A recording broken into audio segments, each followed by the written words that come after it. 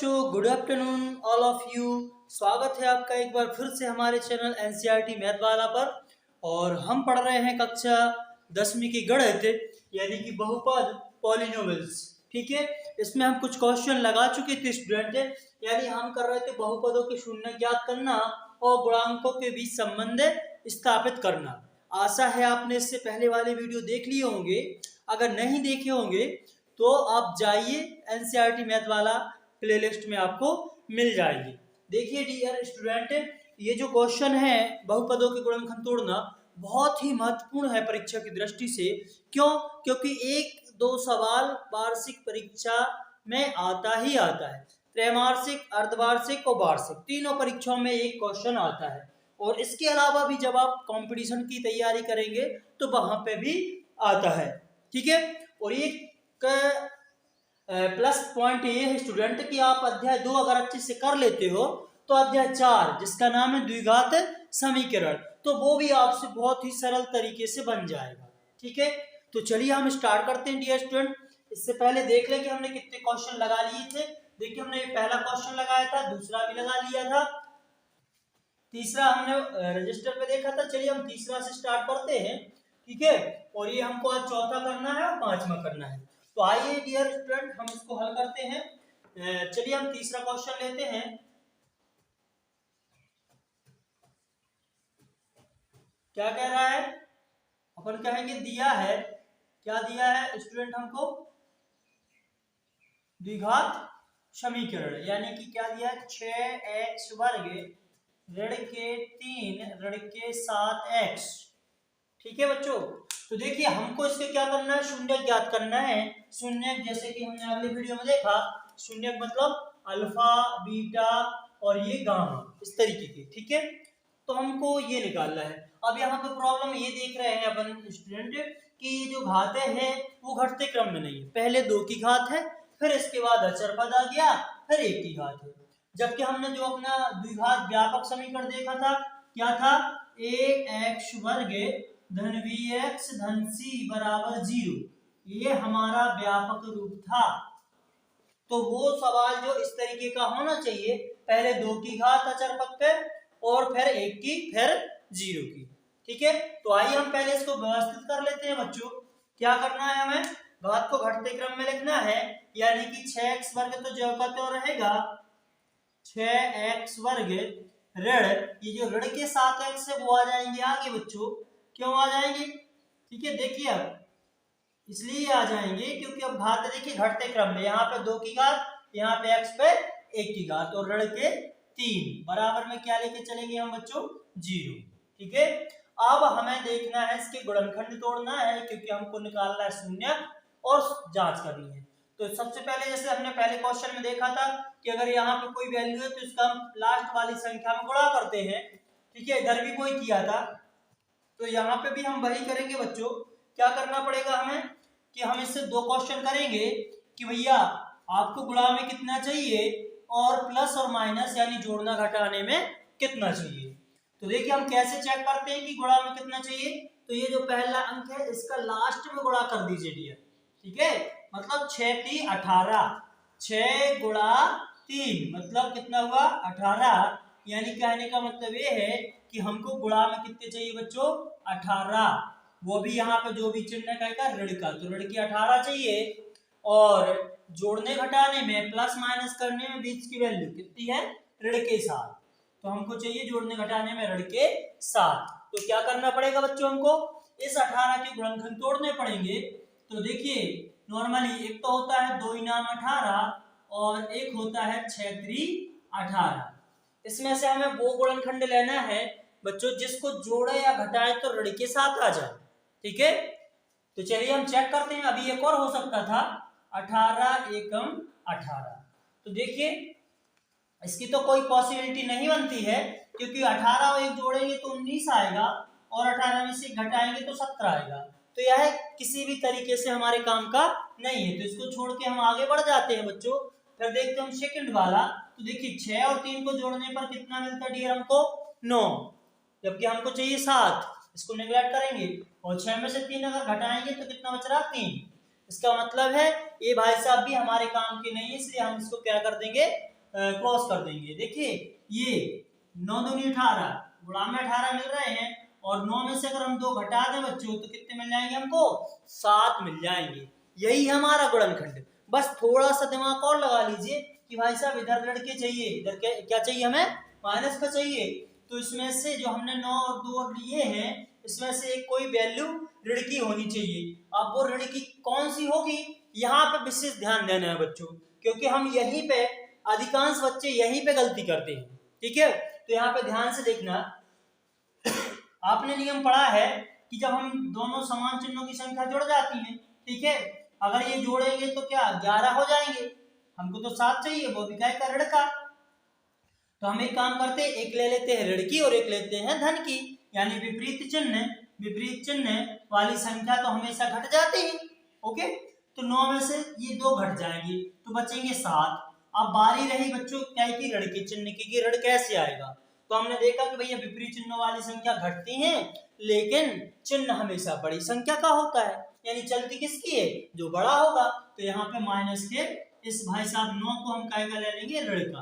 अब देखिए ऋण के 9 में से 2 जाएंगे तो बचेंगे ऋण के 7। आशा है समझ में आया होगा। बिल्कुल ध्यान से देखिए, यही मुख्य पॉइंट होते हैं। अगर यहाँ आपने समझ लिया तो पूरा सवाल हलवे की तरह लगेगा आपको। ठीक है, चुटकियों में कर देंगे। चलिए देखते हैं तो क्या बना हमारा, एक ऋण का 9 और एक धन का 2। बस इसको जमाना है और उभयनिष्ठ निकालना है, हमारा सवाल हो गया समझो। तो देखिए इसको जमा लेते हैं। सबसे पहले 6x वर्ग ऋण जो 7x लिखा है बच्चों, इसको हमने कैसे तोड़ा, ऋण के 9 और धन के 2, यानी ऋण के 9x और धन के 2x, और बाकी क्या ऋण का 3 तो रहेगा ही रहेगा, और बराबर में 0 रहेगा।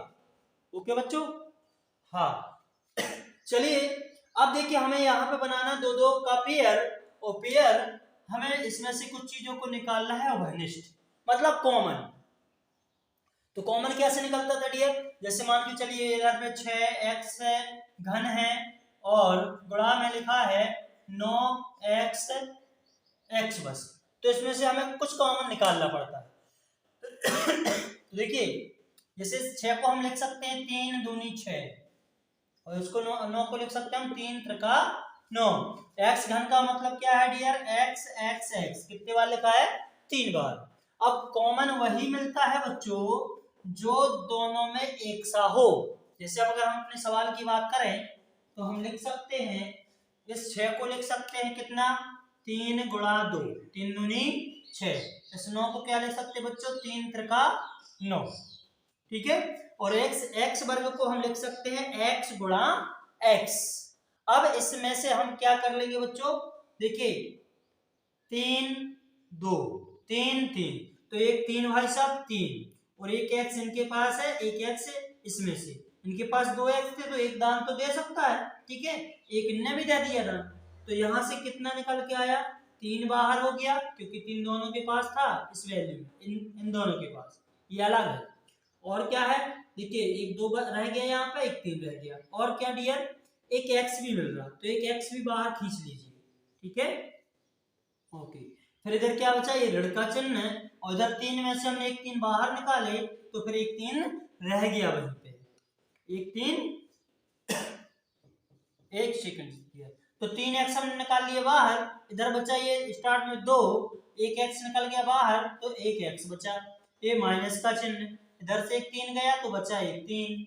यहाँ पे कुछ कॉमन नहीं है तो मान लीजिए कि एक है वहां पे, क्यों, जैसे हमने 2 एकम 2 लिख सकते हैं, 3 एकम 3 लिख सकते हैं, तो एक का तो एक ही कॉमन आ जाएगा उसमें से। ठीक है, जो दोनों के पास है, तो एक तो है ही ऑलरेडी।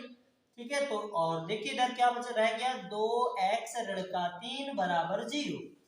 ठीक है बच्चों, तो ये 2 कोष्टक निकल आए हमारे पास। देखिए इसकी शर्त क्या होती है कि जो दोनों ब्रैकेट होते हैं वो एक से होने चाहिए हमेशा। इससे पहले वाले भी सवाल समझ चुके हैं अपन, इतना डीपली जाने की जरूरत नहीं है। देखिए ये 2 सवाल कर चुके हैं, तीसरा भी कर लिया हमने। तो देखिए इसको एक बॉक्स में लिख लीजिए 2x ऋण 3, और दूसरे बॉक्स में देखिए ये डबल था तो इसको एक बार उभयनिष्ठ इसको ले लीजिए। अब क्या रह गया, 3x और धन का 1 बराबर में क्या चल रहा है बच्चों 0। ठीक है, अब हमको करना है बारी बारी से। देखिए ये दो लोग हैं ए और बी, दोनों के लिए 0 मिल रहा है, दोनों को 0 देना है हमको, तो क्या हम एक साथ दे पाएंगे? नहीं दे पाएंगे बच्चों। ठीक है, तो हम क्या करेंगे, पहले ए वाले को दे देंगे 0, फिर बी वाले को दे देंगे 0, ताकि किसी को बुरा ना लगे। ठीक है, तो आइए सबसे पहले हम क्या बोलेंगे यहाँ पे, जब हम पहला वाला कोष्टक लेते हैं 2x ऋण 3 बराबर 0, तब क्या होगा बच्चों, देखिए इससे x की वैल्यू हमको निकालनी है, तो पहले हम इधर प्लस माइनस जो भी होता है उसका क्या करेंगे, पक्षांतर। तो इधर माइनस के 3 है, ऋण के 3 है, तो उसका हो जाएगा पक्षांतर, यानी इधर बचेगा 2x और बराबर में 3। या करके कर लीजिए बच्चों, आई होप दिख रहा होगा आपको। ठीक है, तो यहाँ से x ये 2 चला जाएगा 3 के बटे में, तो एक वैल्यू अपनी ये आ गई बच्चों। अब हमको निकालना है, इसको दूसरे को देना है 0 के बराबर। ठीक है,